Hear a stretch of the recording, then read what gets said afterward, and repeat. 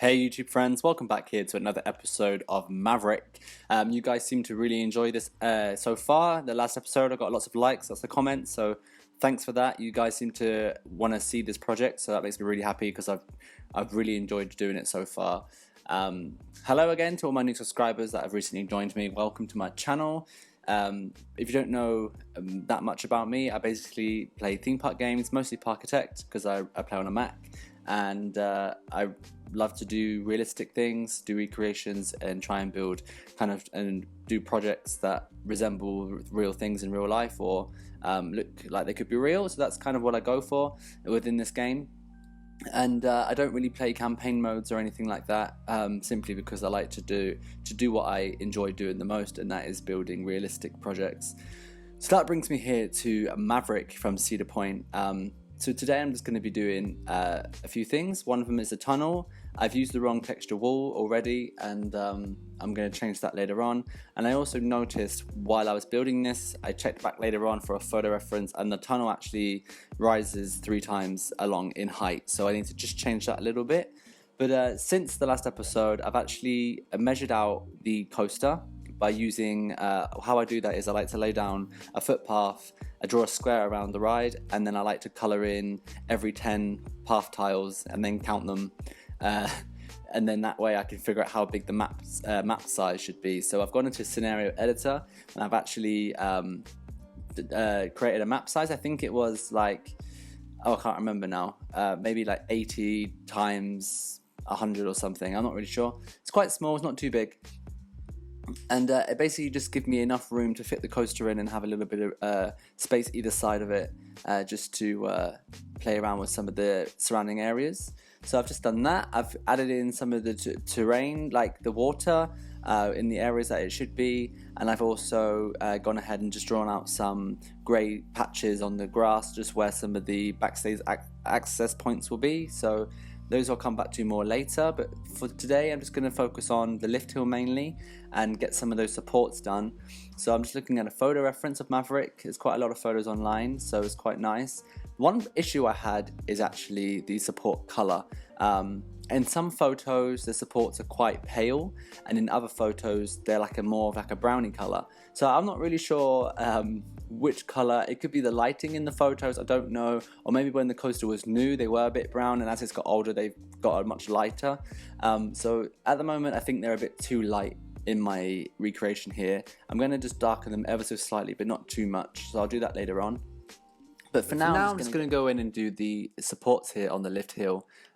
This is not too complicated. The lift supports are actually just a V shape all the way down the lift hill, kind of at equal spacing. And the main kind of support is the one at the top of the lift hill, which has a little bit more added to it. And I tried to kind of do that as best as I could, but there's one piece I needed just to join up some of the supports, and I didn't have the right angle piece in the game. I couldn't find a piece that would have fit, so I've just had to leave it out. So yeah. Also, sorry if it's a bit noisy, there's actually a storm going on behind me, and it's quite loud with the rain and thunder and stuff, so if there's any like annoying background noise, it's probably that, so I apologise. Back to Maverick. I actually used something I don't really like to do, and that is the construction anarchy mod. It's a cool mod. It allows you to take anything off grid, so anything that's in-game vanilla, or the pieces that are locked to the grid you can take off grid. And I used it because I wanted the tunnel underneath the lift hill to be on a half tile, and the only way to do that was to use that mod, so I had to turn it on.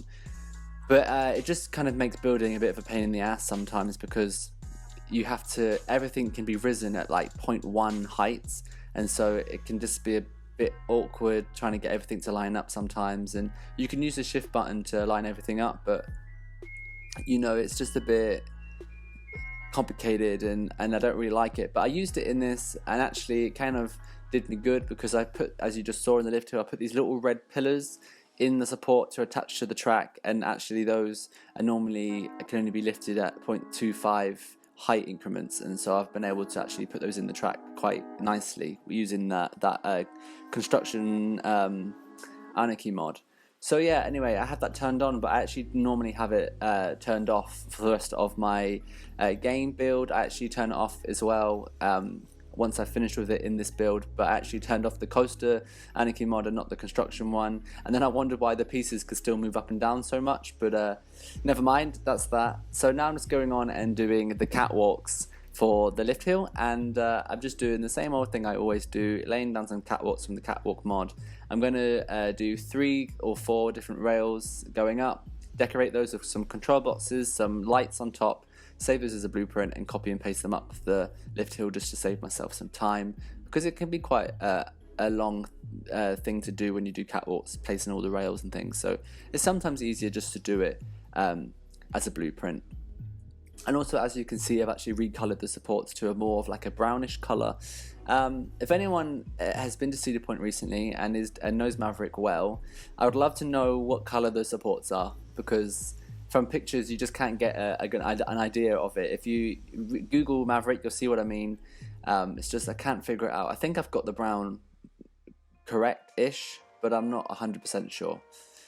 Now I'm just doing some footers. These ones are kind of similar to the ones I do for B&M rides, the square ones, but I'm just using round pieces and kind of using a small pillar the same color as the support, and then sinking a slightly larger round one around it in grey to be the concrete part. These are slightly too small. I'm just going to make them slightly bigger and replace them, but I'll do that later on. And then I'm just adding the pillar from the Shy Guys dining set into each footer to act as a bolt. And then I'm just doing the little supports here at the bottom of the lift hill, which are quite strange. They're not really what you expect, but I guess it's because there's track underneath it. They have to kind of spread out over that track that's below, and so they're a little bit strange, but I'm just kind of using a picture to copy them. They have this red bit in the middle and then the beigey brown bit on the side. And actually what's really cool about Maverick is the bottom of the lift hill is the transfer track, and actually has a block brake, so a train can wait at the bottom of the lift while one is loading to speed up the process of the capacity and everything. So that's really good. But yeah, that's all I have time for today. Thank you for watching. If you've liked this, give me a thumbs up.